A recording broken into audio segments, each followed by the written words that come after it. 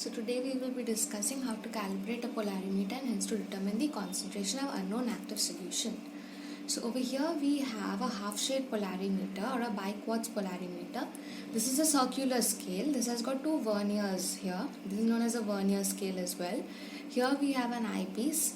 Okay, this is basically a telescope. This is a polarimeter, the place where the polarimeter tube will be inserted. Okay, over here you can see that there is a half shade. We'll come to this a little later. And over here there is a light source that we have. Okay, now we will come to this. Here you can see that this is the basic diagram. I mean, this is the basic apparatus. Here you can see that there is a light source, and this light source is giving out unpolarized light. It will pass through a polarizer. It will become polarized, obviously. This is a tube in which we are placing an optically active sample, that could be sugar solution. Then again it will pass through an analyzer, and then we are going to view it through an eyepiece, and this is the basic apparatus. Okay, now what is the basic theory behind it? We are talking about optical rotation here. Okay, so this theta, the rotation of the plane of polarization of polarized light by an active solution. That means what? When I am placing an active solution here, that is causing a change or a rotation in the plane of polarization of the already polarized light. So this unpolarized light has passed through the polarizer, it has become polarized, but once it is passing through the optically active solution, there is a change in the rotation. Okay, and that is what we are trying to figure out here. How much rotation has taken place. So theta is equal to SLM by 10. Okay, S is specific rotation of the substance, L is the length of the polarimeter tube. Okay, and my M is the mass of the solute that we are using here. Okay, and this is the 10 is coming in because we are converting it into decimeter. Okay, then the strength of the solution can be also is, if it is C%, then M is equal to C by 100 grams per cc, and accordingly we can change it. Okay, this is about the basic theory.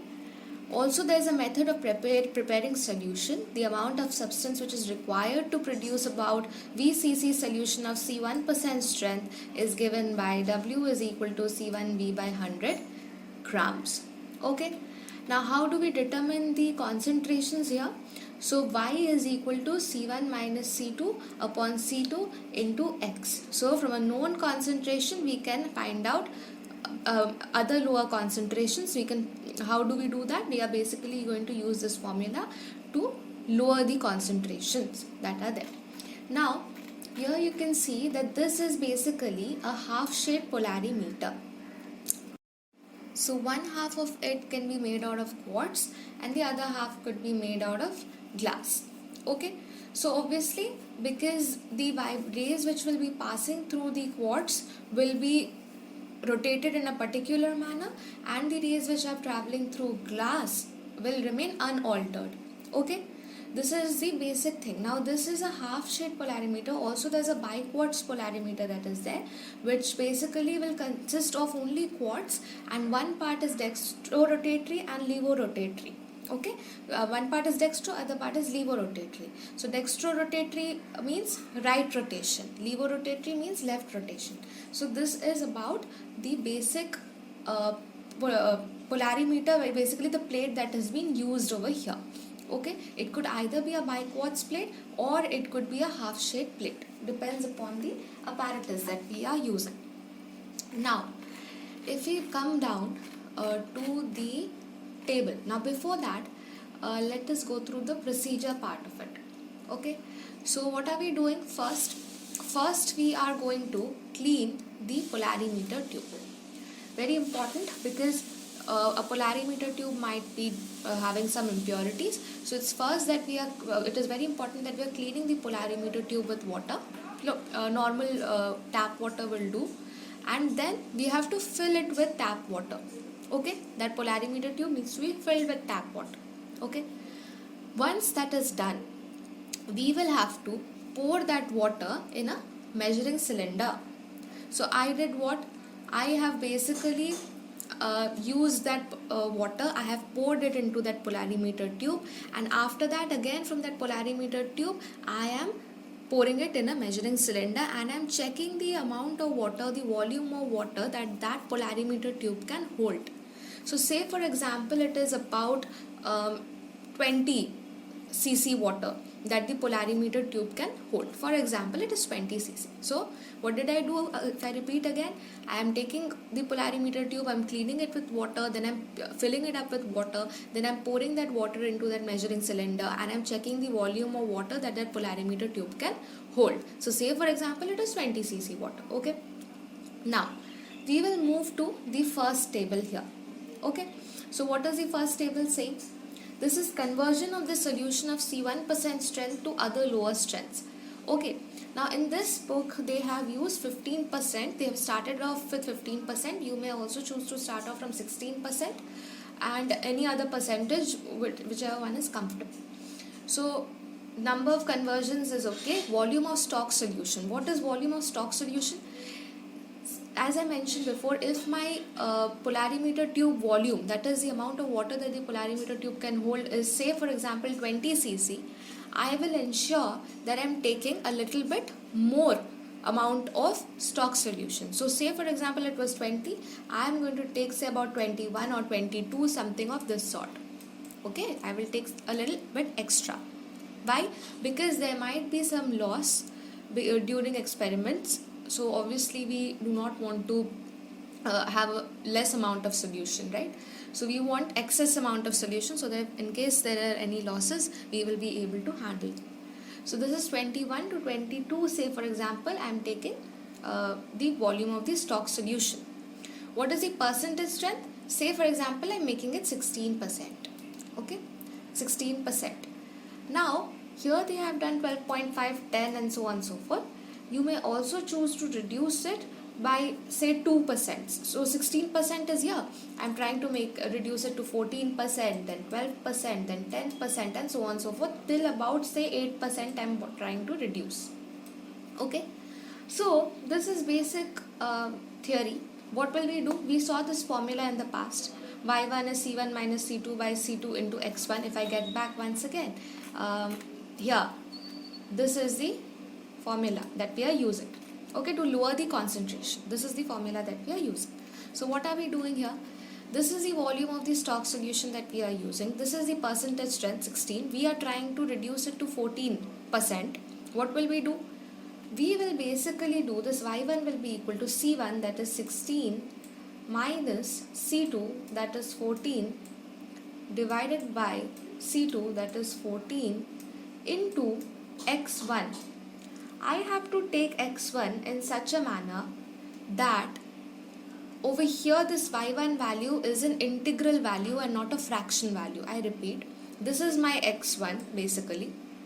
So I will have to take the value of X1 in such a manner that I am getting a particular value for Y1 which is an integer and not a fraction. So what am I doing? I am considering 21. Because my volume was 20, I had to consider something greater than that. So I am taking 21. Why am I taking 21? Because if I do this math, what will I get? I will basically get 3. So that way you can see that I am getting an integral value here. Similarly, for the next case, I will take, say for example, I am taking 18. If I take 18 and this is your 16% only, because I am keeping it till about 16%. Okay, so this percentage strength of stock solution, we are keeping it constant. I'll explain why. They have done it in a different way, but this is a much better method.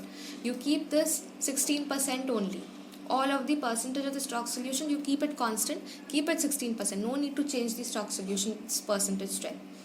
You only focus on the percentage strength which is required. So 14, 12, 10, 8, this is what we need to reduce the 16% to. So what are we doing now? C2 minus C3 by C3. What is C2? C2 is again 16. What is C3? C3 is 12. What is again in the denominator? C3, 12. Now, I have to consider x2 in such a way that I am getting an integer here. I have used 18 here, so I am putting up 18 here. What am I getting out of 18? I am getting 6. So see, again an integral value, and this way we will continue to take the volume of Stokes solution in such a way that I am getting y1 to be, or y2, whatever y values, to be what? To be an integral value, an integer, not a fraction. This percentage strength of Stokes solution will be kept constant. Only the percentage strength required will be reduced, and accordingly we will get this. Now one more very important point is, this volume of Stokes solution, the sum of this should not exceed 100 cc. It should be less than 100 cc. If it exceeds 100 cc, then the entire experiment is not going to work out, because the maximum volume that we are considering here is 100 cc. So it should not exceed 100 cc. So accordingly you will have to take values to ensure that this is less than 100 cc. This sum, x1 plus x2 plus x3, this entire sum needs to be less than 100 cc. Okay, this is a very simple part. Okay, so just to ensure that this, we need to ensure that this is an integer here. Okay, now once we are done with this part, what will we do? So we have made the first table, and we are happy. Next, what are we doing? We are going to clean the tube with distilled water. Why? Because it is important for us to remove the tap water that is there, okay, from the polarimeter tube. After that, again I am going to pour distilled water in the tube itself. Okay, so I have cleaned it with the distilled water. Again I am pouring distilled water in it. Okay, and I will ensure that I am filling it up to the brim, such that I will be able to see the bulge of the water on the top of the polarimeter tube. One more thing to keep in mind is that in the polarimeter tube there are two ends, or two lenses you can say. Those two glasses need to be clean, because a lot of times dried water or dried sugar solution might cause hindrance, okay, while viewing. So it is important that we clean the two ends of it. Okay, now we have filled it up to the brim. Now I will move the tube in such a way, a little up down, a little here and there, such that you will see that there is a bulge in between. So there will be an air bubble that will come in. I want to ensure that my air bubble comes and falls inside that bulge. Why do I want that? Because if the air bubble is anywhere other than the bulge, then what will happen? It will create hindrance in the path of vision. So I will not be able to see clearly. Okay, it will be an obstruction in the path of light. So that is the reason we need to ensure that that air bubble is inside that bulge, okay, at the center of the tube. Now we will place the tube inside the designated slot that we have. After that, what will we be doing? We will rotate the the scale to ensure that at a particular point I will see that both ends of that half shade plate is giving me a blue-violet color. I repeat, I will rotate the circular scale over there, or the vernier scale, and I will see that at a particular angle, at a particular reading, I am able to see that both the sides of the half shade plate are having blue-violet color. Okay, and they are merging together. That is the basic thing which is very important to take readings. Now you note down the vernier constant. It is usually written over there. So you note down the vernier constant that is there, and you take the reading on the circular scale. Now I'll get back to the table here. This is the table. So this is for pure water. Okay, it is filling the tube T. Reading for the first vernier, we are taking a circular scale reading. The corresponding vernier, the total reading will be S plus vernier reading into the vernier constant. You can take a mean of these readings. Similarly, for second vernier. Now see here. What do we mean by first vernier and second vernier? In that circular scale, you will be able to see that at a particular angle you are getting a value. You are taking a reading at a particular angle. Okay, say for example, I am getting one reading at 179 degrees. I will have to add 180 degree to this. So that reading will be this reading. wherever I am placing my polarimeter tube, I will have to ensure that, I apologize, wherever I am placing my vernier pointer, vernier reading, wherever I am taking it, from there I have to add 180 degree or subtract 180 degree. So if my circular scale reading over here is 179 degrees, I am adding 180 to get 359 degrees. So I'll rotate it. So I'll rotate that circular scale and ensure that my pointer is at about 359 degrees, and then I'll check. Then I'll check again if again I'm getting that blue violet color in that through the eyepiece. Okay, I'll check it. Usually there might be some errors involved, so it might come say close to 357 degrees or something. So just like here it was absolutely precise, but 358, 357, it might turn out to be that way. That is not an issue, you just need to check. Again we'll take a reading in a similar fashion and we'll find out the mean here. So this is the reading for pure water. So once we have calculated for pure water, we will now move on to sugar solution or whatever solvent you have been provided with, solute you have been provided with. Now I'm taking sugar. Now in a measuring cylinder, I will pour about 50 cc of water. Okay, and then from that measuring cylinder I will pour it into another beaker. So 50 cc of water in a beaker I have added, and I'll take that sugar or whatever solute is there, optically active substance it must be. So that sugar I am going to add into that beaker. So once I've added that sugar into the beaker, I will very carefully dissolve it. Then again I'll take another measuring cylinder. Over there I will place a filter paper. Okay, why are we using a filter paper? We are using a filter paper in order to avoid any impurities from seeping in. The impurities might be present inside the sugar, or it might also come up from beaker, etc. So we do not want any of those impurities to hinder our experiment. So what are we doing? We are basically now placing a filter paper on a measuring cylinder, and we are pouring this 50 cc solution with sugar dissolved in it into that measuring cylinder. That is what we are doing. After that, you will see that initially if you had taken 50 cc of water, now its level has risen a bit because sugar is dissolved. So obviously its volume will increase a bit, right, to make place for the sugar molecules inside the water. After that, what are we doing? We are going to add distilled water very carefully to ensure that this solution, 50 cc solution, is rising up to 100 cc. So we are trying to make a mother solution here. So 50 cc of water, sugar dissolved, pouring it back in, filtering it back into a measuring cylinder. After that, we are adding extra 50 cc water or 48 cc of water to ensure that the entire solution is 100 cc. Clear? This is the mother solution that is there. Now, from that mother solution, what will we do? We will pour it into the polarimeter tube very carefully. We will fill the polarimeter tube with that mother solution. So about 20 cc, the volume of the polarimeter tube will be filled by that mother solution. Now just the way we took reading for pure water, here also I'm working with 16% here. So we will take reading similarly. So this is the way we will take the readings. Number of observation, percentage strength, vernier, circular scale. Vernier is what? V1, V2, that 180 degree difference that we saw, see 180 degree apart. Then you have vernier reading, and similarly you will calculate mean reading. Okay, what is rotation of the vernier here? This is R1 minus R0. So what is R1? R1 is this. R1 or RL, sorry, RL is this. This is the mean reading. What is R0? R0 is that of the pure water rotation. So this rotation that we had, the value that we got, this is for my pure water.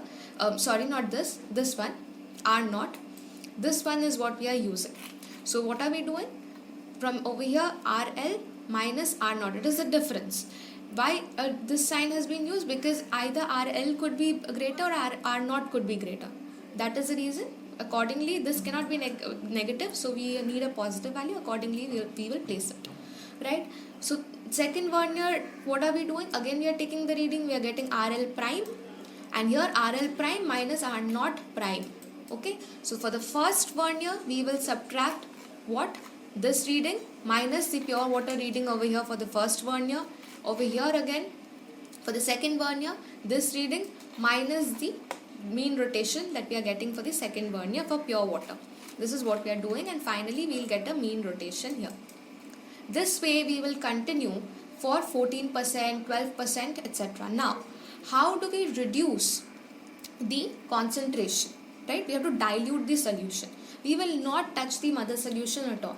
Now, if I just get back to this table, we had made a table over here. We had added some data over here. This is a very important table. Okay. So what are we doing now? Once we have we are done with the 16% reading, we will move to 14%. So from the mother solution, I will pour about 21 cc of solution into a measuring cylinder. So we had taken 21 cc. Remember, we had taken 21 cc because it was easier for us to calculate over here. So I will pour 21 cc of solution from that mother solution into another measuring cylinder. Over there, I will add how much water? I will add 3 cc water. So to 21 cc of mother solution, I am adding 3 cc of water. And you will see that I am getting a percentage strength of 14. And then again I will take the reading. I will again take the reading in a similar way, just the way we took it for 16%. Again for the next case, what are we doing? We are again taking about 18 cc of mother solution, and to that we are adding about 6 water. About 6 water. That is what we are doing. So in this manner, we will continue to do it. Again I will repeat. 21 cc of mother solution to 21 cc of mother solution, I am adding 3 cc of water. I'll take the reading. Again 18 cc of mother solution, I will add 6 water. Again I'll take the reading, and this will continue, okay, for till about 8. You do this math and accordingly you will add. So this is basically showing the amount of water that needs to be added to the to the mother solution in order to reduce my concentration from 16 to 14, 16 to 12, 16 to 10, 16 to 8. Okay. One more important thing to notice that once I have taken the first reading for 16%, ensure that you are pouring that back into the mother solution, because I have taken from the mother solution 16% solution, that is my mother solution 16%. From that I have poured into the polarimeter tube. Now that polarimeter tube consists of 16% solution. Obviously I cannot throw it away. I will again take from that polarimeter tube, I will again take that 16% solution and pour it back into my mother solution for the first time. For the second time, no. Why? Because for the second time my concentration has reduced to 14. So I will throw that away. Again for the third time my concentration has reduced to 12. I will throw that away. So this is how we will continue to take readings for my sugar solution. Okay. Now there is also another part associated to this. This is for your unknown solution, where you might be given an unknown solution with an unknown solute, solute over there. Usually solvent is water. So they will give you an unknown solute, and from that you have to figure out the percentage strength or the concentration. Okay, so what will we do? Basically we'll pour it into that polarimeter tube, we will place it, we will take readings in a similar manner, we will again subtract it from pure water accordingly, and then we will figure out the mean rotation. Now once I have figured out the mean rotation, I'll come to the graph. And from here I will see here, this is rotation in degrees and this is strength of C in solution. So what will I do here? Since I've got the mean rotation, corresponding I will see what is my strength. So correspondingly I will be able to figure out the strength of my unknown solution. Now this graph is for my sugar, or whatever optically active substance has been provided, the previous one. But from here also we can determine the concentration of unknown solution if we want to. Okay, so this is the basic thing of polarimeter. So it is very important to keep in mind that the ends of the polarimeter tube are clean, the lens is clean, the eyepiece is clean, because if there is any problem there, the reading, the experiment will be full of errors and we will not be able to get the ideal values that we are looking for. Thanks for watching. If you have any doubts, please ensure that you put it out in the comment section of my video, and make sure that you like, share and subscribe, and hit that bell icon out there for future updates. Thank you.